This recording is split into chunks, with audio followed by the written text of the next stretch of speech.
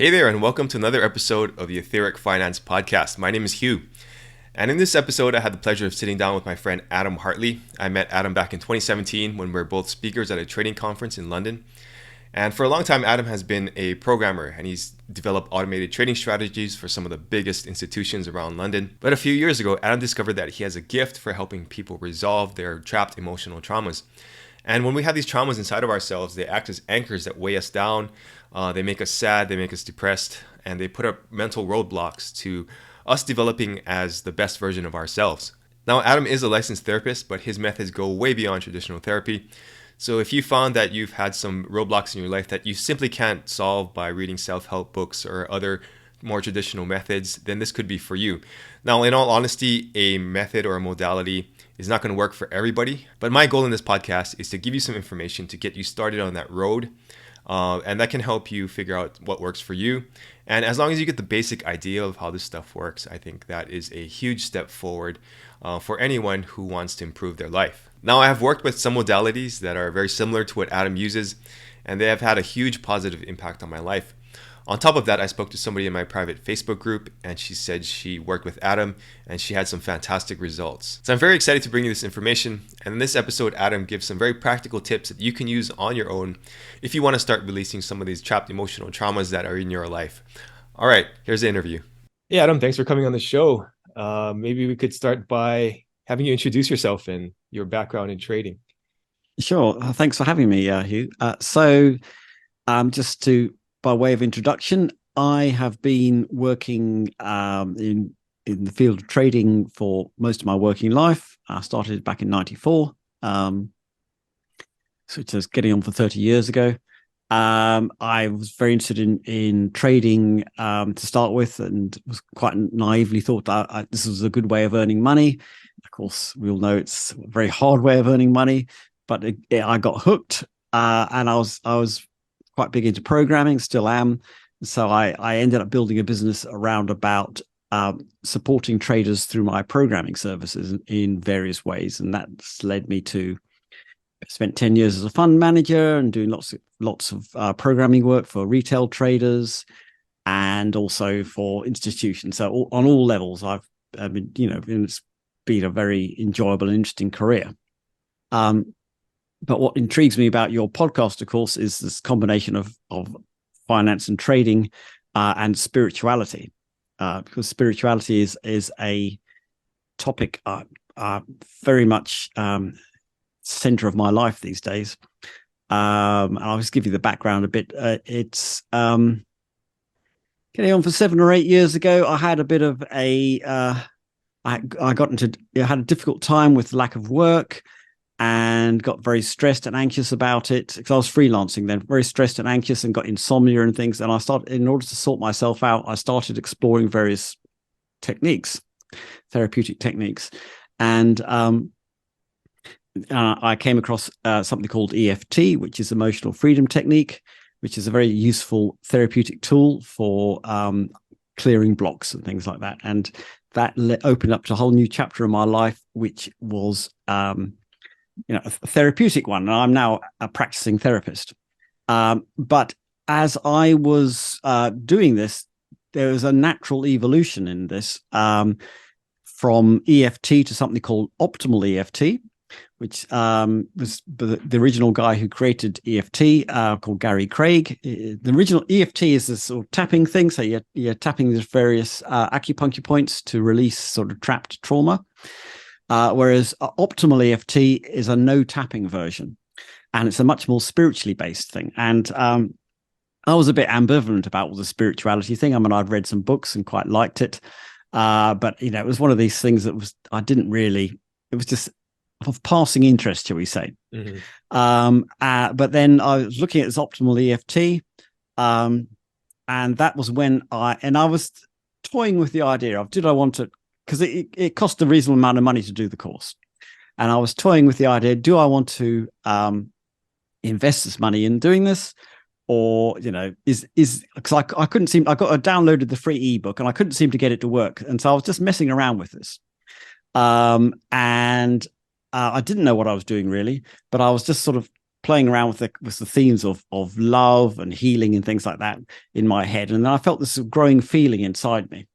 And then I just sort of sat with it. It took about 20 minutes or half an hour or something like that. And then suddenly there was this overwhelming feeling of unconditional love that just swept over me. And it's one of these things that you remember your whole life. It's one of these moments that some people have, where I just knew that this was infinite unconditional love, and that with this could heal anything. I knew that this could absolutely, just knew this from the core of my being, this could heal anything.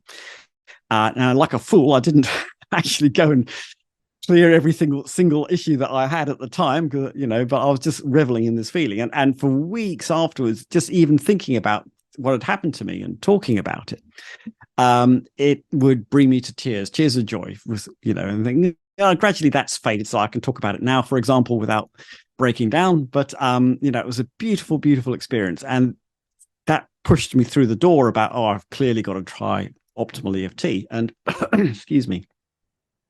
So it's basically a more spiritual healing type of approach compared to the tapping that EFT is. But the basic framework is the same, as that you look for specific events, which is something that happened to you in the past when you felt angry or anxious or whatever it was.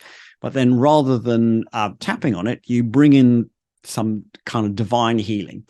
And they deliberately don't use any words which sort of like God or the divine. Well, you can use whatever word you want, but they talk about the unseen therapist just as some generic term to try and be so there's as few associations as possible. So, but you can call it what you want anyway. So you're bringing in this unseen therapist as divine healing, and you literally just let go and say, okay, heal this. Mm-hmm. And miraculous as it seems, it happens.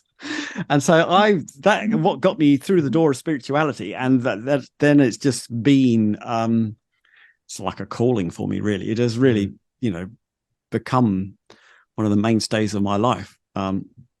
And so yes, I am I consider myself a very spiritual person now, and I do my therapy work, but I also do what I call spiritual therapy, which is working with people who are on the spiritual path, who want to, unlock more, release their blocks and sort of open up spiritually more. So, that's a lot of what I do. But I'm also a trader, and I'm very interested in all aspects of trading. And, naturally, I try and put two and two together. So, okay, here's a market. Can I use my intuition or guidance in some way to extract money from this market? And it's been a very interesting. I need to slurp a tea. Hang on a second. Yep. So it's yes, it's been a really interesting journey. Yeah, that's amazing. I think that's taking a step back a little bit. I think a lot of people might be hesitant to try this stuff out, but I think if you realize that it's not really about a religion, it's a basic, like, universal mechanism of how things work. And if you can just try it out and judge it on the results and not what you thought about it before or any preconceived notions, then I think you'll find that it can have a lot of huge benefits, and you just have to open your mind a little bit. Absolutely. Yes, I mean, many people tend to confuse the words religion with spirituality, and to me, they're completely different things. It's maybe worth just spending a little time talking about the differences. So for a religion, we all know what a religion is like and what the various different flavors are, but it's like a set of rules that you have about what to believe, and you sort of decide, okay, I'm going to be a Christian now or a Buddhist or whatever, so I believe these things and I go have these daily habits that I do, and I'll attend this worship in this way. Whereas spirituality is about it's experiential. It's about you experiencing things firsthand and knowing through your spiritual journey about the truth, rather than someone else telling you what the truth is. So it's very much a firsthand experience, and the ultimate message in spirituality is that basically we are all part of the universal oneness. And we're a soul on many lifetimes journey through this oneness. And we're here to experience all the diversity and joy in life, and also to discover that there are certain hidden things going on in life, like the fact that our thoughts are creative, and we get all the stuff like the law of attraction and all that kind of thing, which underpins how the whole universe works. And that's what we're here for, this joyful experience of creativity. We talk about co-creating with source, and experiencing life in all its diversity. So it's not a set of rules to believe, and there's no trying to convince other people to do it either. I mean, I don't care whether you believe it or not. It's that's your journey. I'm on my journey, and I would say to anyone who's at all interested that your life will certainly be immeasurably enriched through this process in a way that is absolutely wonderful. And but you don't have to do it if you don't want to. You can believe what you want. You don't have to believe anything. That's the whole point. Is this? It's this rich tapestry of life. It's all the whole spiritual journey. It's about the universe experiencing everything for itself through us. Including believing, not believing, being good, being bad, war, joy, everything, the whole gamut, the whole lot. That's all there to be experienced. And it's just a wonderful creative process. Yeah, no, totally. And you have to realize, I respect any religion, obviously, but I think all these religions, you have to realize, are basically made by men, and they were, formed for some sort of control in some way a lot of times. So I think the best thing to do is to just realize that they are all seeking the truth in their own way. And if you can respect that and take the little pieces of each religion that works, I think you'll have a much better understanding, because there's a lot of good historical stuff in things like the Bible and the Quran and stuff like that. So I think if we can really learn from that and not judge that prematurely either, then I think we start to open up to what's really going on in the universe, right? Yeah, no, I agree with that 100%. I came across a very good quote in a fabulous book, which if anyone's at all interested in spirituality, I recommend they read, which is called Dying to Be Me by Anita Moorjani. So if anyone hasn't read that, then it's a brilliant introduction to spirituality. But anyway, the quote she says actually comes from her mother, who says, these religions, they are not the truth, but they are paths to follow in order to get to the truth. So, if you feel so inclined towards following a particular religion, that's fine. But remember, all that doctrine isn't the truth, but it might help you discover the truth for yourself as you go on that journey. And as you say, there's a lot of wonderful, profound wisdom in all these holy books and things. And it's, I think, as you say, part of the downside with many religions is that there's a lot of giving up of control, as in you have to worship this way, follow these rules, and we'll tell you what the right rules are to believe. Whereas true spirituality is about discovering for yourself what the rules are, and actually partly making up the rules yourself and defining who you are through that process of what you believe. And there's no rules. I mean, that is the ultimate truth, is there are no rules. It's that's the creative process itself. Yeah, totally agree. Now, one interesting topic that comes up around finance and spirituality is this idea that if you make a lot of money, you're not spiritual. So maybe you could talk about that a little bit, and how people's dharma or their programming fits into that. Yeah, I mean, the thing about, we've talked before about psychology of trading, and one of the really big blocks to many people's trading is the issue of how they feel about money, and how we talk about filthy money, filthy lucre, filthy rich, all this kind of thing, and there's this feeling it's bad and it's not spiritual. Part of the spiritual journey is about peeling back the layers and discovering all your limiting beliefs about everything, including money. Money is just, and the best way I find of looking at it is just a frozen token of exchange. Mm-hmm. So, I'm a therapist. People pay me for my therapeutic services. I offer them great benefit. And, it's just an exchange, an energy flow. And for a good, any transaction between people, there should be a two-way flow in it. And it doesn't necessarily have to be money, but that flow, it's I can't really describe it, but it's almost on a spiritual level that there needs to be that two-way exchange. Mm-hmm. And money is a convenient frozen token for that, so it's some people talk about, rather than thinking about money and if they're doing affirmations or something, they talk about flow or abundance or things like that, because it doesn't have to be money mm-hmm. that you're getting. Mm-hmm. But this idea that money is somehow bad and that people, if you have money, you're going to be bad is a limiting belief. The truth is money is just money, and you can be very, very, I was going to say filthy rich, but that's the whole point. You can be very, very rich and deeply spiritual. You can be very, very poor and deeply spiritual. And, you can be very, very rich or very, very poor and have no spirituality at all.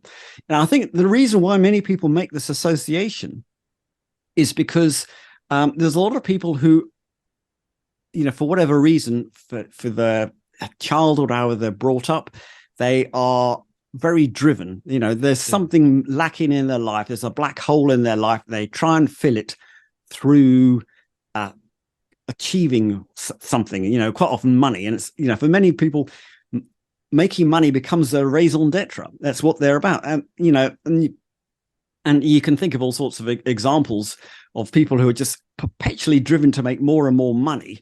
And it's not like they're enjoying or spending them. I mean, they do spend their money, but, and it's all about, some of it's about ostentatious wealth, and and they're all just trying somehow to prove to themselves that they have value and worth.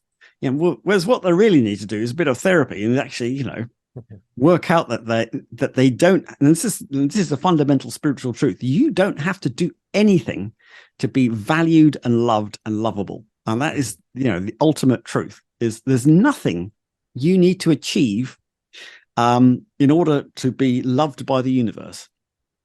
And this is something that, there's so many of these religions say, oh, you got to behave in this way. You've got to, if you're really good, then you'll maybe go to heaven. Or if you're bad, you go to hell. If you earn money, then that's not God's way. It doesn't like, it's all nonsense. It's just, there are no rules.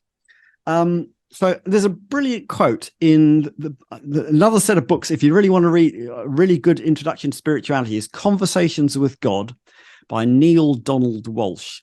Neale spelled Neale. Fantastic. There's a trilogy of books. But I remember that when I started reading it, the first 12 pages, I just had to stop and think, bloody hell, there's so much truth in this. And I'd have to go back to the beginning again because it was just so profound. But there's a brilliant quote in there where he says, God said, because it's a channeled book. So God is talking through the author, Neale Donald Walsch, who's just writing it all down. And he says, the trouble with you, Neil, is you think that money is bad and God is good, which is mind-blowing, because the truth is neither of those statements is true. God is not good. God is everything, good and bad, up and down, left and right. It's the all. And, people get lost on this idea that somehow spirituality, you have to be good to be spiritual, and and that money is bad, and neither of which is true.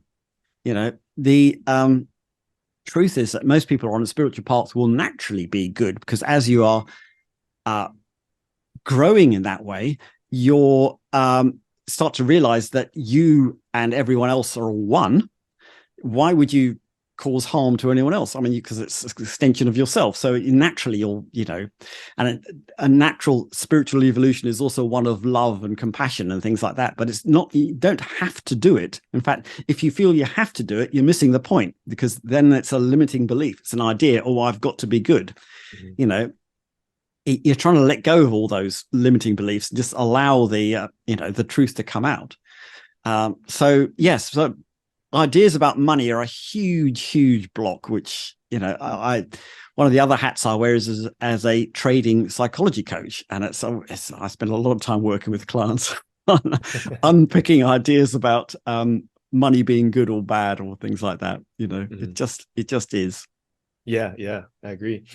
And I think, and one conclusion I came to was, I think as you start to look at how the world works a little bit more, and all this stuff coming out in 2020 and all that, you realize that some of the deepest atrocities in human history have been associated with very wealthy people. And I think that's been kind of like subconsciously ingrained into everybody. So I think that's part of the issue right there. And if we can unwork that stuff out of our minds, then I think we'll be a lot better off.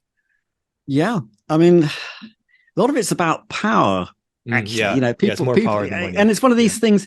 As I said, some people they're trying to shore up their sense of insecurity either with money or with power or with both.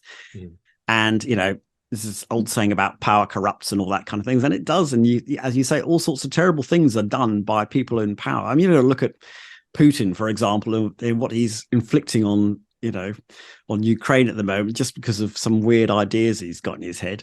So many of these things, like Hitler as well, and it's there's a lot of, quotes, evil is done in the name of power and money.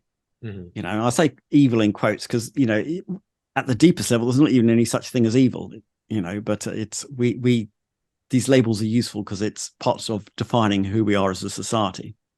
Yeah, definitely. I think somebody called it the catalyst, right? It's not really evil, it's just a learning experience. Yeah, that's a good way of putting it, actually. It's Okay, cool. So when after you discovered the EFT, you had your breakthrough, you said that was about 7 years ago, and then from there you kind of, how did you progress from there? You started doing therapy, or?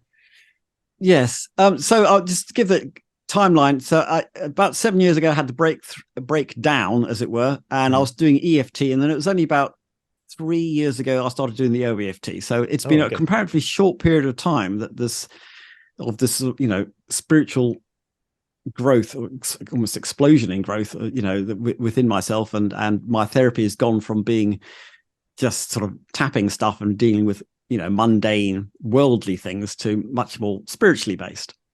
So that's how it's evolved. And there's this interesting thing. I'm going to ramble at a tangent now, but it's an interesting thing about spirituality, that it's intertwined with this sort of self-development journey. And it seems to be the way that it is that, and the reason why is that fully to embrace your spirituality, I mean, ultimately it's there within us all, the truth and the love and the light and things. It's there within us all, but we hide it under all our issues and burdens that we carry around with us.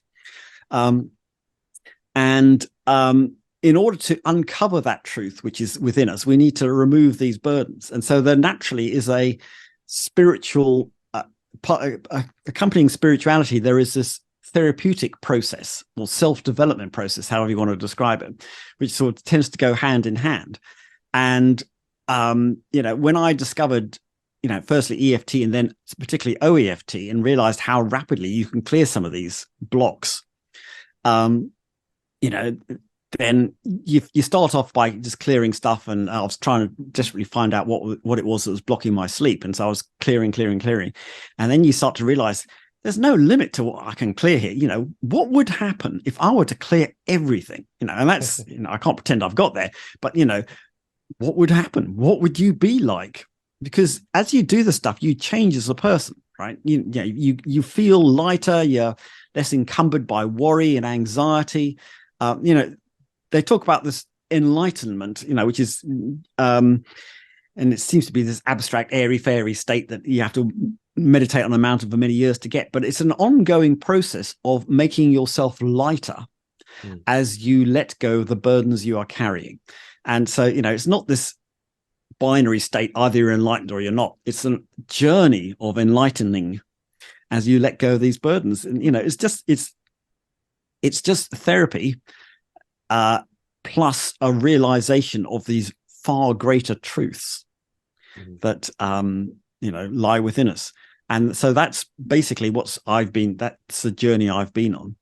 And as part of that, I personally, I have found that what I'll just backtrack a little bit. What I found is I not only I was quite good at doing the therapy side of things, but when I started doing it, and I would say, I've got this feeling now. What is the underlying cause of this?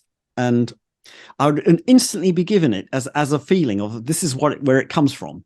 And so, that was really useful as for a therapeutic tool to be given the underlying event. Now, not everyone can do that or gets that, but I seem to have that intuitive ability. But then what I noticed is when I was working with someone else, if someone said, I've got this fear of clowns or whatever, and I'd ask, where does this come from?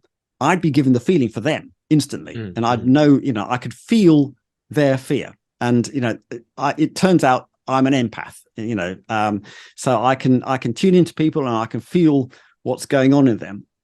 What I then realized is because if I got a energy block on my own, I could clear it in various different ways. Like EFT is one way of doing it, but I had various other ways where I'd basically just pull apart the energy block because I could feel it. I could just pull it apart and throw it away.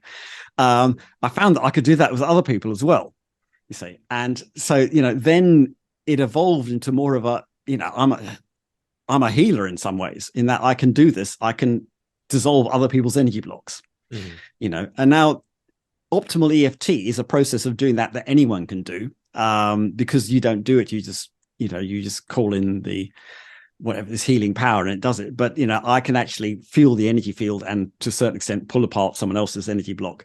So that's how things have evolved for me. But I firmly believe that for anyone, that as you start on this spiritual journey and you clear more and more of these blocks and traumas, whether they're big T or small t traumas, you will open up spiritually and you will open up intuitively, and that you will start to get insights of various kinds. And some people get insights where they're sort of visual, some are auditory, they hear things. Me, I feel things mostly. You'll start to get sort of premonitions or, just intuitions. And this is where it gets really useful for trading, because having intuitions about trading is really useful. So that should finally bring it back to trading. There are times, it's particularly with my exits, where I'm in a trade and wondering where to exit or not. And then suddenly I feel I need to exit now.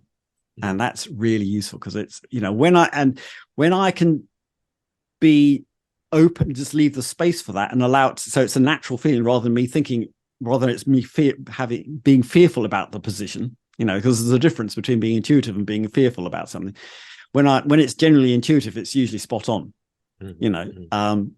whereas with it, but the trouble is with trading is that all the stuff we have in between, or all the the encumbrances, the limiting beliefs about fear and greed that drives most of our trading, that gets in the way of the intuition and tends to run our psychology. So instead of us trading on what we see, we're trading on what we're feeling from past events, which are being triggered left, right, and center as we trade. Because no, that's a very important concept for sure. One thing people can do is they can keep a journal in their trading journal that you can write down your intuitive hit, and then see later if that worked out or not as you predicted. And if it did, then great, you should probably develop that a little bit more. So let's talk about the different types of intuition, like the different clairs. I mean, I personally get like, I have clairsentient is my strongest one. So I kind of have a knowing about it. But maybe you could talk about the other ones. Yes. Well, I don't have, I've had a bit of all of them, but for me, yes, clairsentience, and I don't even get the names right. Is it? I'm not even sure whether it's clairempathy or where it's called clairkinesis or the feeling one. Okay. Yeah. So yeah. Anyway, whatever that. So basically, without using the names because I can't remember them, there's seeing, hearing, feeling, and sort of knowing. And it's clairvoyance is seeing, clairaudience is hearing, Clairsentience, as you say, is knowing, and I can't remember what the feeling is. I don't remember the other one. Clair, because you talk about being kinesthetic. Cognizance. Yeah, I think you're right. It might be cognizant. Anyway, so there's a feeling one as well. Yeah. So and people can get these intuitive hits in all those different ways. Yeah, it's great to cultivate those things. I tell you, it's something interesting which has worked for me a few times. Is sometimes I'm staring at the chart, and then if you stare at your chart long enough, then you close your eyes, you can sort of see it, as a sort of negative picture in your head. You know what I mean? And then I'd imagine the market going down and the market going up, and felt what it felt like for each of those scenarios. And sometimes I get a really strong, I could not imagine it going down sort of thing, but I could really imagine it going up, and so there's that kind of way you can get feedback on what might be happening. And one thing I can do every time, though it's not very useful in terms of making money, is because one of my stronger gifts is to be able to tune into something and feel.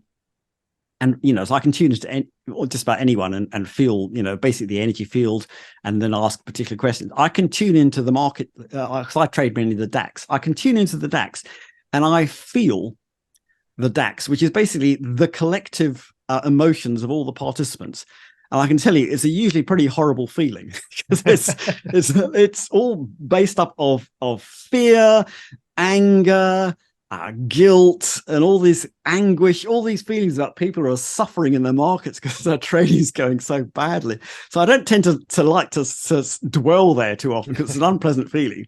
And I haven't yet worked out how, because it's like a sentiment index in a way.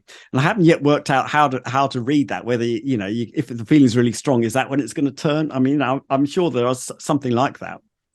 But yeah, so you can use all these clairsentiences the different clairs to feel into your market and see what you can get. And I encourage people to explore this in whatever way, just see what kind of intuition you get about it. Yeah, I found it very useful to try these different exercises. Like I went to this one meetup group, and you basically go around in a circle and you take turns reading a particular person and you write down your thoughts. And then afterwards you read your thoughts to the person and they say yes or no if that's something related to them or not. And I thought that was a really useful exercise. I mean, most people I could get about 70-80% correct on the hits. Oh wow, that's very good. Some people, like, they were very blocked, so I got like 0. But it's a very eye-opening experience to be able to see that. Are there any other like exercises that you do that you help? I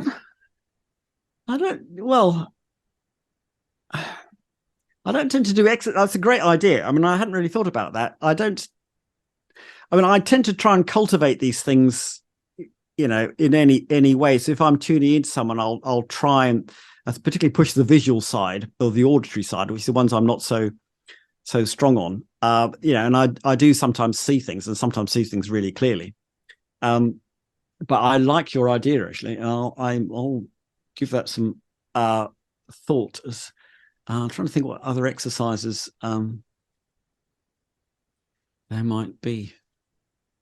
Nothing obviously springs to mind, but I think that's great advice you've just given there for the listener is about, just try these things out. And I think in general that, because one thing I was going to say is the big problem is that, consensus reality, as it were, is that you can't do any of this stuff.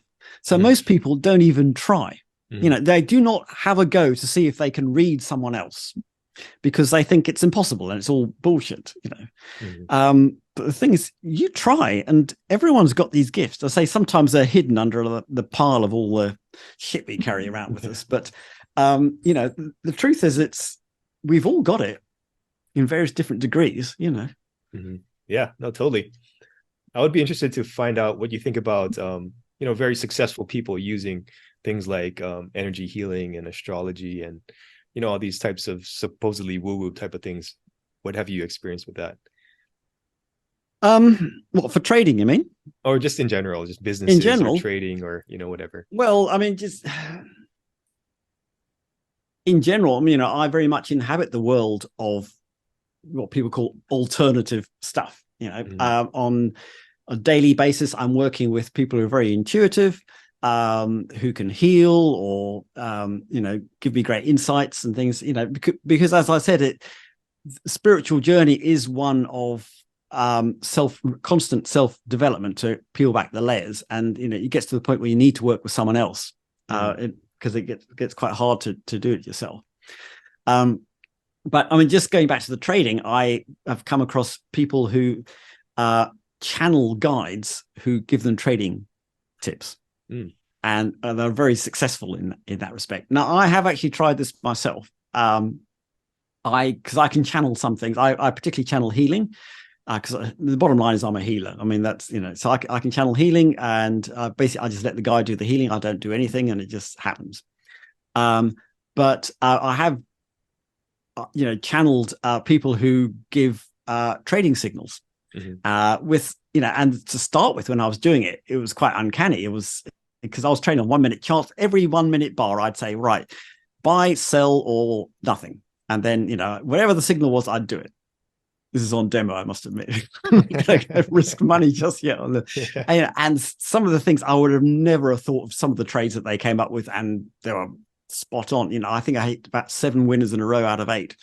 And I think that afterwards, then it went a bit sort of flaky. And I don't know whether that's because I was interfering with it, because I was getting so excited about it, because you really need to be in a state of complete detachment, or whether the channel was getting a bit flaky, or whereas, because the thing about channeling is you need to be a good channel, you need to be completely pure and empty, whereas if you get in the way when channeling, then it starts to distort the signal.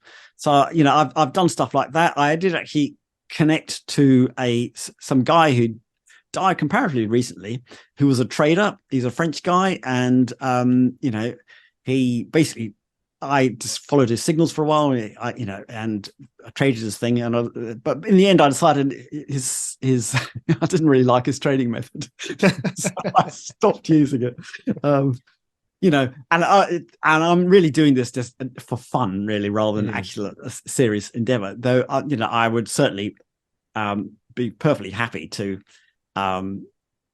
exploit's the wrong word, to cooperate with a guide in some way to trade. I mean, why not?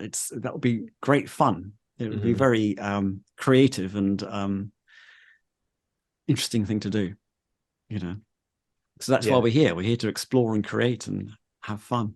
Yeah. I think it seems like a pretty common thing. Like, people will use some sort of spiritual thing to make money, and then the first time it works out great, and then later on it's like not so much. So maybe I think some ego maybe is getting in the way, or some other things. It's probably attachment to results, which because we know that it's the old rule of what you resist persists. If you're wanting something, that pushes the very thing away. It's rule 1 of manifestation. So but yeah, it's interesting stuff. I'm certainly going to carry on exploring it. What's next on your exploration, if you don't mind sharing? Well, I trade on a daily basis. I do this thing which I call trading therapy, and basically the idea is I trade, and I am constantly watching and feeling for how I respond in any situation. So whether I want to take a trade, is there some hesitancy? Is there some fear there? That's because there shouldn't be any fear in your trading process. It should be completely detached. It's either you trade or you don't, or is there fear, any anxiety, is there greed? If any feeling comes up, then I want to know where it comes from. And fortunately, with my intuitive abilities, I can often work out where it comes from. I can ask, say, okay, where's this come from? And I can ask, what age was I, and that kind of thing. So that is something I do on a daily basis. It's sort of peeling back the layers that are getting in the way of my trading. And I'm also always, while I'm there, because I generally trade for an hour each day, and so I'm sitting there, and I'm always trying out various get an intuitive hit on the market while I'm doing this. That's constantly evolving, and I can't pretend I've cracked that yet, but I'm enjoying the unfolding of the process. Yeah, that sounds like a great way to speed up the process, because you're always doing it continually, right? You brought up knowing about the age that you had a trauma, do you think it's important to know the background of the trauma, or is it? Good question. Because the underlying precept of EFT and optimal EFT is that the fastest way to clear any block is to know, if you know what the actual underlying event was, what they call a specific event, to use the terminology, and you break it down into what you actually felt. So that time where that boy bullied me at school and I felt fear, for example, so that's as specific as you can get. So what you then do is work on the fear and then say, okay, then that event might, as well as fear, there may be some sadness or some hurt. So you break it down to each emotion and clear that. That is the most effective way of clearing something, is when you know all about it. Unfortunately, we don't always know what the underlying event is, so then we're left sort of stumbling around in the dark to a certain extent. Now, you don't have to know what the underlying event is always in order to clear it. A lot of the work I have done has been where I haven't fully known what it is, but I've known enough to be able to clear it. And some people I've worked with some amazing healers, and basically they just leave it so much up to the divine healing to do it that you just let that do it, because it knows. Yeah. So you don't have to know. If you're working with the right person, you don't even have to know that. You can just let it happen. Having said that, traumas can have a nasty habit. If you don't clear every last bit, then some of it lingers, and very often it's the limiting beliefs that hang around. And a limiting belief will continue to, like, I've made up this example of the being bullied, right? So you may clear all the feelings associated with being bullied, but you may have at that time thought, I always get picked on, something like that. Just the thought, which is accompanied by really intense feelings at the time. And if you don't clear that thought, then there is a part of you, locked away at that age, which is continually saying, I always get picked on. I always get picked on. And you will generate that victim mentality throughout your entire life until you clear this. And so part of the process is about you looking at and trying to spot your limiting beliefs. So this is what I'm very much doing with my training process. I'm always trying to spot, what do I believe about this? Do I believe that, I never get what I want, or I can't have, so one of the beliefs I had, for example, was it's okay to earn a certain amount of money, but not too much, so there's a ceiling to it. So, there's all that kind of stuff. And most people have that to some extent.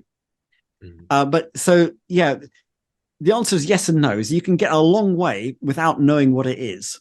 But I think the crucial bit is that if you can catch all the limiting beliefs, and this is something it's only comparatively recently I'm fully appreciating, that the power of the limiting beliefs. Fortunately, when I'm working as an energy healer, because I can sort of feel the energy fields in people and sort of see it or sense it, limiting beliefs appear differently to me. I can sense there's one because the shape of the energy field is different, and so that's quite useful for picking out when there's a limiting belief at stake. And then I can quite often hear them, or not always, unfortunately, but quite often if I listen in, I can sort of get a sense of what they're saying. So, okay, wow, that's amazing. And one last question: do you go to a therapist, or do you kind of work everything yourself? I do a lot of it myself, but I have some fellow practitioners that I work with. We do swaps because some of it is too hard to do yourself. And I would also say big T trauma, anything, PTSD sort of level stuff, you should not do yourself, because there are the bottom line is that stuff is so traumatic that when you go back to try and deal with it, you can very easily re-traumatize yourself again. So you have to be very, there's trauma training, which I've done, which, teaches you how to deal with those really extreme traumas. Because, so some stuff you should deal with a qualified therapist. And some stuff, especially once you've done a lot of work, then the stuff that's left is quite subtle, and you can't see it in yourself. It's much easier to see it in someone else, and we all know this. As we're all very good at judging other people, so look at picking out their faults, but we don't see the faults that we have ourselves. So I definitely work with other people, as with other therapists, on a sort of swap basis. Okay, yeah, those are great points. And especially if you're just starting out with this stuff, I think you really have to go to somebody who knows how to do this stuff. Yeah, I mean, I would say that if you're really keen on this journey, then I would say a great place to start would be EFT, Emotional Freedom Technique, and the entire course is actually there for free on the Gary Craig's website, which is emofree.com. And if you go, but that's the optimal EFT site, but down in the bottom right-hand corner is a link to the gold standard tapping EFT, and you can start there. The entire course is there, and it's everything you need to know. And if you sign up to these things, you can set up a group with other people, and you can swap and practice and things like that. So you can get quite a long way like that without having to go to a therapist necessarily. So it depends on what you're trying to clear and how severe it is. Yeah. I've found EFT helpful in some cases, and I've also been using the Emotion Code by Bradley Nelson, and it's a similar concept. So sorry, what was that again? The Emotion Code. The Emotion Code, right? I haven't come across that. I mean, there's no end to these things. Yeah, there's so many out there, right? But they basically operate on the similar concept of going in there and figuring out what's blocking you. And yeah. So that's a great way to get started at home for sure. And you find that works well for you? Yeah, I had some really big releases. One of them, I was on the ground for half an hour because I released this thing that was so big that I just had this sense of relief, right? So so that stuff can help for sure. Yeah. Okay, well, I appreciate your time, Adam. I don't want to keep you for too long, but where can people find you?